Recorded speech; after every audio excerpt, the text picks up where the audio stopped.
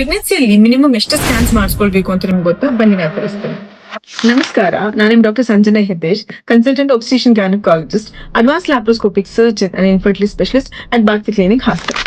ಈ 4 ಸ್ಕ್ಯಾನ್ಗಳನ್ನು ಮಿಸ್ ಮಾಡದೇ ಮಾಡಿಸ್ಕೊಳ್ಳೇಬೇಕು.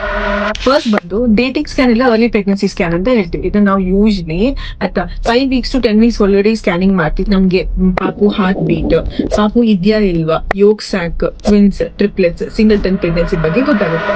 ಎರಡನೇ ಬಂದು ಎಂಟಿ ಸ್ಕ್ಯಾನ್ ಅಂತ ಕರಿತೀವಿ. ಇದನ್ನ ನಾವು ಯೂಶಲಿ 11 weeks 6 days ಇಂದ 13 weeks 6 days ವರೆಗೂ ಮಾಡ್ತೀವಿ. ಇದೇನಕ್ಕೆ ಮಾಡ್ತೀವಿ ಅಂತ ಹೇಳಿದ್ರೆ, ಮಗುವಲ್ಲಿ ಯಾವ್ದಾದ್ರು ಊನತೆ ಇದೆ, ಡೌನ್ ಸಿಂಡ್ರೋಮ್ ಅಂತ ಹೇಳ್ತೀವಿ, ಇಲ್ಲ ಬುದ್ಧಿಮಾಂದ್ಯ ಮಗುನ ನೋಡ್ಲಿಕ್ಕೆ ಸಹಾಯ ಮಾಡ್ತೀವಿ. ಇದ್ರಲ್ಲಿ ನಾವು 2 ಅಂಶ, ಒಂದು ನೇಸಲ್ ಟ್ರಾನ್ಸ್ಲೂಸೆನ್ಸಿ ಮತ್ತೆ ನೇಸಲ್ ಬೋನ್ ಅಂತ ನೋಡ್ತೀವಿ. ಇದು ನಾರ್ಮಲ್ ಇದ್ರೆ ಬೇಬಿ ನಾರ್ಮಲ್ ಆಗಿರೋ ಚಾನ್ಸಸ್ ಅಂತ ಅರ್ಥ. ಮೂರನೇ ಬಂದು ಅನಾಮಲಿ ಸ್ಕ್ಯಾನ್, ಟಾರ್ಗೆಟ್ ಸ್ಕ್ಯಾನ್ ಇಲ್ಲ ಟೀಕಾ ಸ್ಕ್ಯಾನ್ ಅಂತ ಕರಿತೀವಿ.